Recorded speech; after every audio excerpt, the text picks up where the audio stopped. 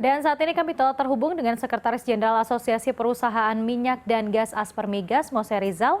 Selamat siang Pak Mose, terima kasih Anda sudah bergabung bersama kami di CNN Indonesia Today. Selamat siang, Mbak Lady. Ya, Pak Mose, apa respon dari Aspermigas sejauh ini terkait kenaikan LPG?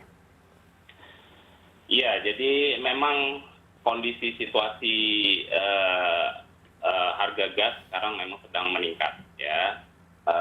Tidak hanya di Indonesia, tapi secara global. Kita bisa lihat harga LPG di dunia itu meningkat dari sejak Januari itu hampir 40%, ya. Dan itu juga dikarenakan karena ada tensi, ya, ada krisis di Ukraina, ya. Kita semua sudah tahu posisi Ukraina sekarang yang sedang ada konflik dengan Rusia dan juga NATO. Nah, itu berakibat naiknya harga-harga komoditas, terutama komoditas energi, ya, minyak dan gas. Ya, karena kita tahu juga Amerika dan Rusia adalah dua produsen terbesar, dua produsen terbesar migas di dunia. Jadi tensi antara mereka, ya, konflik antara mereka itu menyebabkan kenaikan harga dan sentimen pasar di komoditas khususnya migas itu bergejolak. Jadi memang sudah diperkirakan seperti ini, dan tidak hanya di Indonesia tapi di global memang harga memang naik secara drastis. Baik. Sejauh mana pengaruhnya begitu Pak Mose? Lalu juga berapa besar kebutuhan LPG untuk rumah tangga Indonesia kalau dilihat dalam kondisi saat ini? Iya, jadi permasalahannya di Indonesia ini karena produksi LPG di Indonesia dari kilang LPG itu sendiri ataupun dari kilang minyak itu memang stagnan selama beberapa tahun kebelakang, ya. Nah, sedangkan kebutuhan LPG sendiri tetap meningkat, ya. 80% kebutuhan LPG di Indonesia itu kita supply melalui impor, ya. Sedangkan setiap tahun itu meningkat, produksi di dalam negeri itu stagnan, ya, ujung-ujungnya jelas kita ketergantungan impor kita akan meningkat, ya. 2015 saja ketergantungan impor LPG kita itu di 66%, sedangkan di 2021 kemarin itu sudah 80%. Ya. Nah, jadi cukup tertekan posisi Indonesia, apalagi saat ini di mana kondisi harga migas itu naik secara drastis karena konflik Ukraina, dan juga jelas karena pandemi yang sudah mulai mereda, atau negara-negara yang sudah memposisikan diri untuk terbuka dari sisi traveling dan lain sebagainya terkait pandemi COVID-19. Baik, produksi dalam negeri stagnan, kemudian dibutuhkan impor begitu ya dari luar negeri. Lalu apakah ini yang terbesar begitu Pak sejauh ini terkait dengan impor LPG itu sendiri? Oh iya, ini ya setiap tahun itu rekor, jadi setiap tahun itu memang terbesar. Yang dibutuhkan, sedangkan kalau kita lihat Indonesia ini cadangan gas di Indonesia ini cukup besar, ya.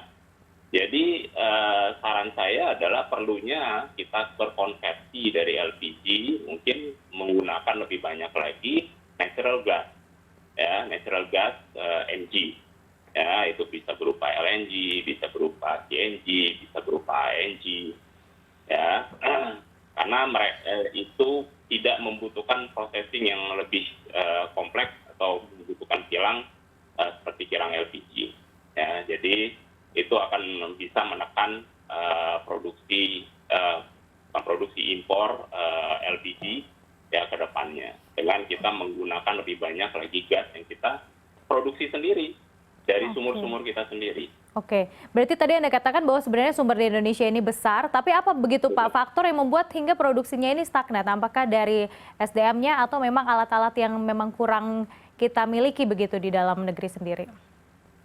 Iya, jadi untuk produksi LPG itu membutuhkan kilang, ya, processing plant, ya. Nah, processing plant ini bukan suatu barang murah juga. Nah, dan mereka itu sangat sensitif, ya, seperti kilang kilang minyak dan kilang lainnya itu sangat sensitif dengan keekonomian, ya. Sensitif dengan harga gas itu sendiri. Ya, sedangkan produksi gas dalam negeri dari sumber-sumber kita itu harga produksi gasnya itu cukup tinggi, ya. Jadi intinya itu banyak sekali investor yang enggan untuk membangun kilang LPG di Indonesia. Kenapa? Karena keekonomiannya sangat kecil sekali.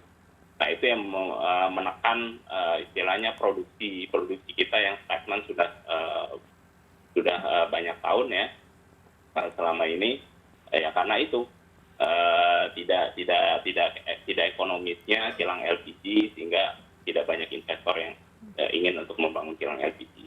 Baik. Di satu sisi kita juga sebenarnya banyak sekali sumber daya gas kita, ya, yang bisa kita manfaatkan selain dari.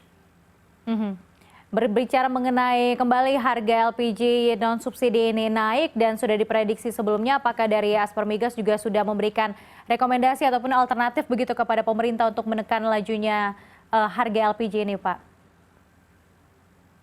Iya, jadi masalah harga ini sulit untuk kita istilahnya kita selesaikan secara singkat, ya. Karena pembangunan kilang, peningkatan produksi, ya, peningkatan penggunaan natural gas itu juga butuh waktu, ya. Saran kita sudah sampaikan sejak lama pada pemerintah. Memang kita lihat sendiri pemerintah juga sudah memikirkan bagaimana caranya untuk mengurangi ketergantungan Indonesia terhadap LPG, ya. Sudah ada inisiatif dari pemerintah, namun memang butuh waktu dan juga butuh investasi. Ya, yang perlu kita tekankan adalah mari kita tingkatkan konsumsi dari natural gas yang kita produce sendiri untuk mengurangi ketergantungan kita akan LPG. Nah, untuk meningkatkan konsumsi itu, ya, kita butuh membangun infrastruktur, ya, infrastruktur LNG, infrastruktur pipeline, jaringan gas, tiar gas, ya, dan lain sebagainya. Nah, itu memang butuh dana, ya, butuh investasi yang tidak kecil dan juga butuh waktu.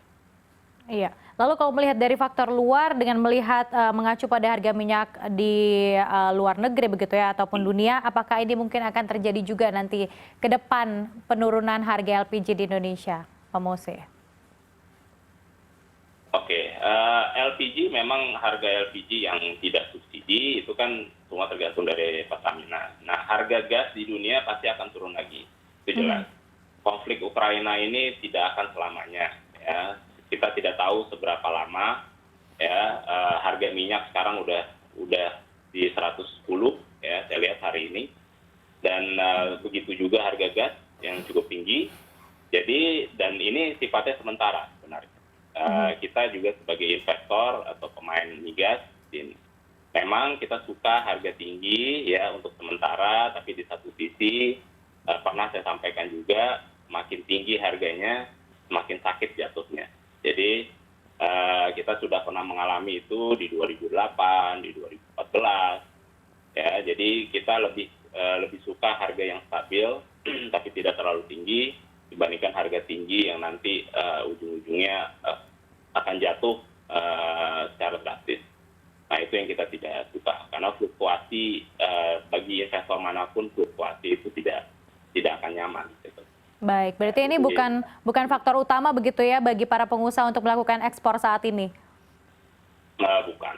Memang, ya, mereka, kenapa? Karena untuk meningkatkan ekspor gas itu membutuhkan pembangunan infrastruktur, ya. Kapasitas ekspor, misalkan LNG terminalnya, LNG storage-nya, pipanya, ya, kapalnya, dan lain sebagainya, itu kan membutuhkan investasi, ya. LNG itu untuk kita ekspor itu kan harus pakai LNG, jadi kita nggak bisa ekspor tanpa menggunakan LNG. Hanya dua, pipa atau LNG.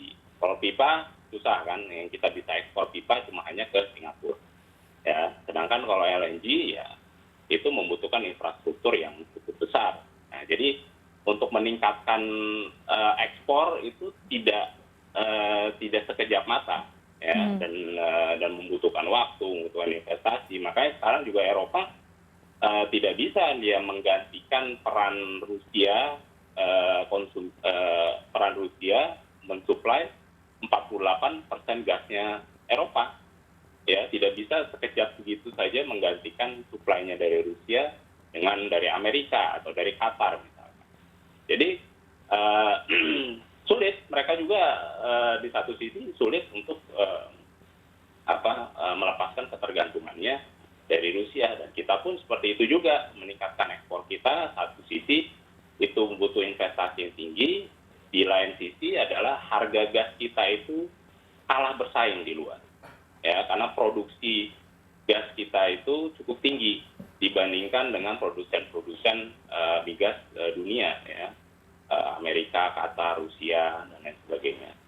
Gitu. Jadi kita sudah sebenarnya kalah bersaing, makanya kita menyarankan adalah untuk kita meningkatkan konsumsi dalam negeri, ya, demand kita harus ditingkatkan dengan apa, kita membangun infrastruktur gas di seluruh penjuru Indonesia. Baik, terima kasih Pak Mose Rizal, Sekretaris Jenderal Aspermigas sudah bergabung bersama kami di CNN Indonesia Today.